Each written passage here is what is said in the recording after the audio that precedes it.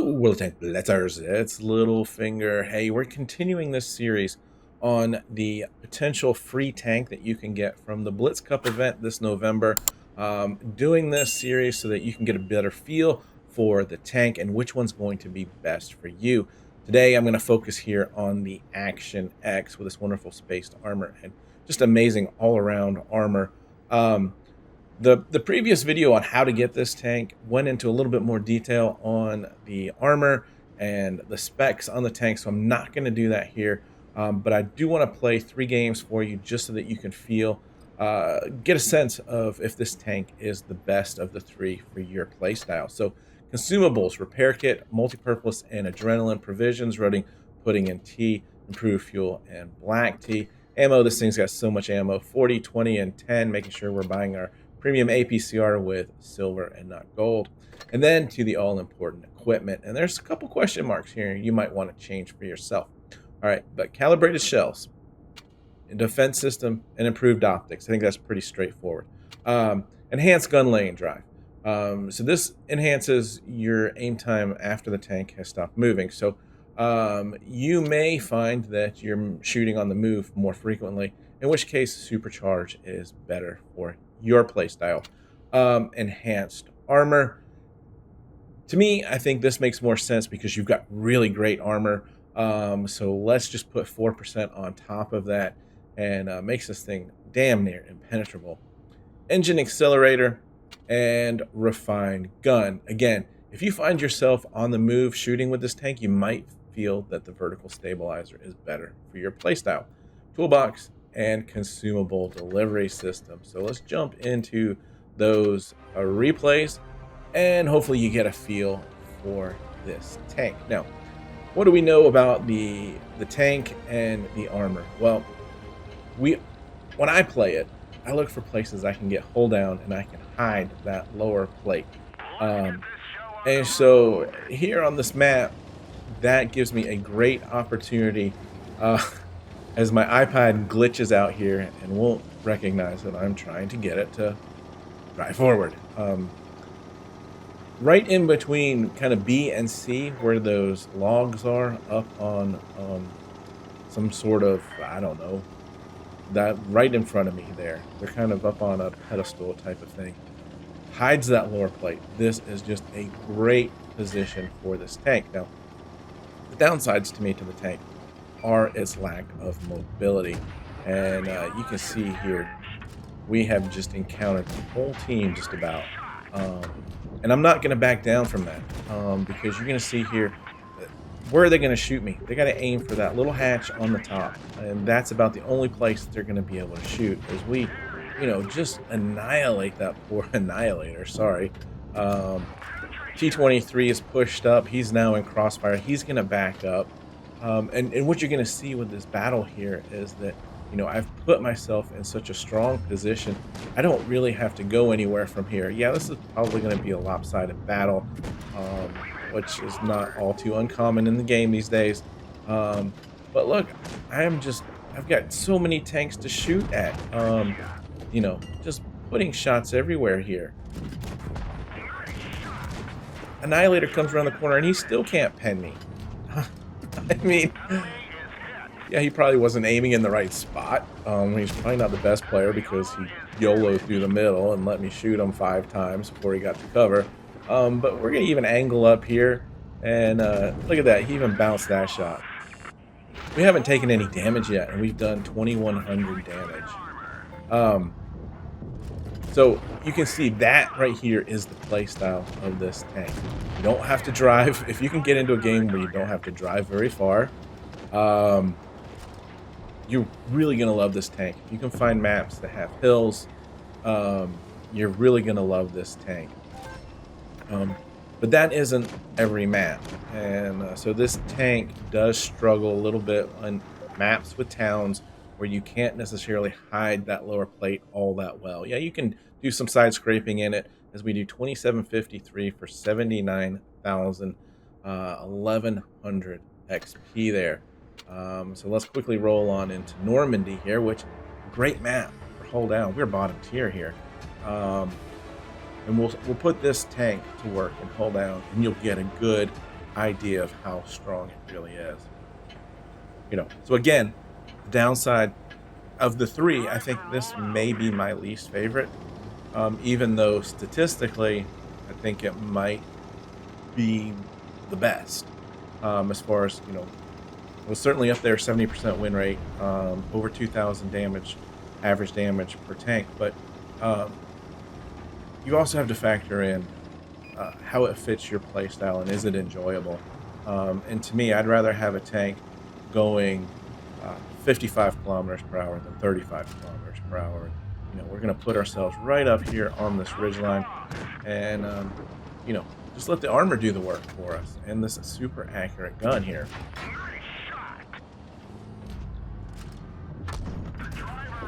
We do take one shot there. It gets our driver.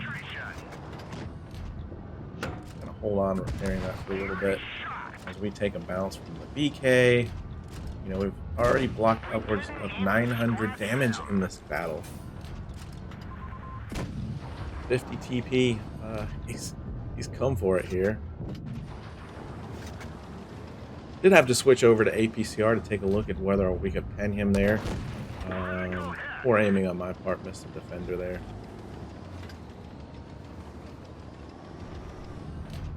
These guys are all bunched together. Worry about this 50 TP. He's top tier. Give me a little bit of that lower plate, which is, what you'd expect to see on the other side if I was doing that in this tank as well. It's not a great tank to side scrape on, just because you can't really hide that lower plate completely. Turret is kind of towards the front of this tank.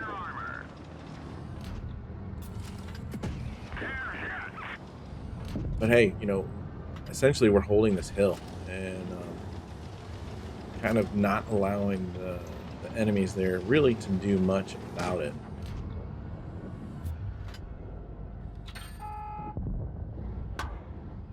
Taking another block, and I really even wasn't rocking or anything there. But I'm getting the feeling that our team's ready to push. We've only got 4 tanks left. JP2's already down there. Tiger 2's down there. So here we go. We can come on in and push. Enemy armor is destroyed. Trying to stay low here.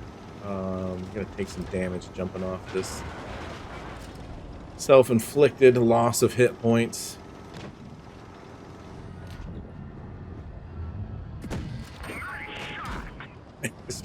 This tank just bounces a lot of shots, guys. That one ricochet. Another lopsided battle. Penetration. I think that's gonna be a 7-0. Enemy vehicle 2 kills, just over 2,000 damage, 1,800 blocks. So I think that right there shows you, if you can get yourselves into those type of positions, just how strong this tank is going to be. And then the last one here on Black Goldville, which I don't know what to say about Black Goldville. The last on the Progetto there, I ended up talking about the map more than the tank on the last battle, and as Meatlocker says, town is for clowns. And I've got these guys going in to the corner of the map, and it's just not a position you can defend yourself against well if you don't have these hills. There's so many more places to hide, so many more places to get hull down in here, and it's not that I want to go this way in this tank because it's so slow, but we got to do what we got to do here.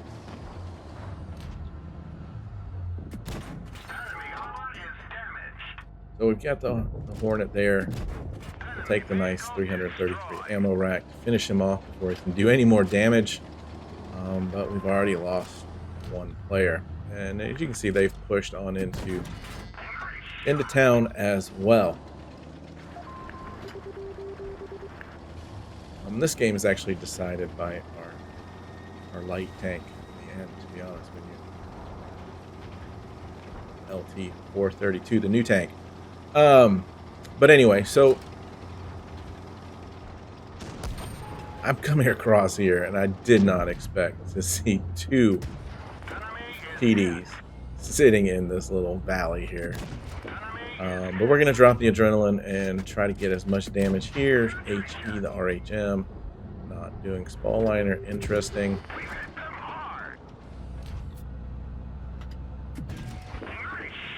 There's a HE Max 313. Like I said, not doing a ton of damage with this tank. And that's a big shot there. I probably should have played that a little bit more carefully. And tried not to take that 300 damage, because I'm going to need it at the end of the game. Now, LT 432 is back here with me right now, right? Alright, so under normal circumstances, guys, and this is kind of a map awareness kind of teaching point here, just stay behind me, let me do the spotting, and you do the sniping in that tank. But you watch what he's going to do. Yeah, looking at the mini-map here, he's already crossing cap. And he's going to rush into all four of these tanks. And, you know, I'm doing damage here. I'm knocking these down. If this guy had stayed behind me, that Tiger 2 would be dead. Maybe the AMX would be dead. I'm telling him, don't go in there. I'm saying negative, don't go in there. We've got a couple one-shot tanks in here. But you're going to find yourself, you know, 4-on-1. And there's nothing I can do. I'm too slow to get in there and help. And it's going to leave me 4-on-1. What's going to happen? I mean, I got to stay in this position, kind of, you know, hold down here. And there you go. He went in, died, just like that. He didn't even take out one of the low hit point tank. That is just horrible, horrible play. This is a winnable game here. I can get both of those one shots out. With him looking, you know, from high up behind me where he's not even spotted, it becomes so much easier. So sorry for that little rant on, you know, just playing your tank a little bit better. But yeah, so they've probably assumed at this point in time that I'm up high. And I know we've got some one-shots potentially still down here, because I don't think that they're going to want to you know, roll on into the open. Now, I have an opportunity here to shoot the AMX, but I decide not to take it because I don't want to get spotted. And kind of disappointed to see that AMX there spotted me. Probably should have stayed hidden behind this building, because now they all know where I'm at. They're all going to rush me. I'm waiting for my camo to reset, and then I'm going to move on here. But yeah, if that LT had just stayed alive, this would have been a totally different battle. Here comes the Tiger. We're going to need APCR for the front of him. AMX is behind him, so let's keep him blocked. And just like that, if I'd had those 360 extra hit points here, it might be a little bit different, because we've got 53 TP again. A game. He was a one-shot.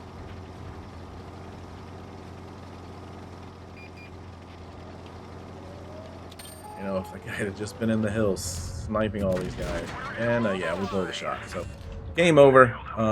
Nothing we can do here at this point in time. But I think it gives you an idea of what this tank is capable of doing. A little bit on the slow side. Very, very accurate gun. 3,200 damage in the loss there with 4 kills. Sorry to point this guy out, but yeah. It's just kind of unfortunate.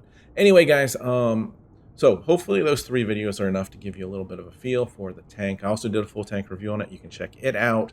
And keep watching those streams and get yourself a free tank. So with that, guys, have fun out there. Stay safe. Get educated, not fingered. Littlefinger out.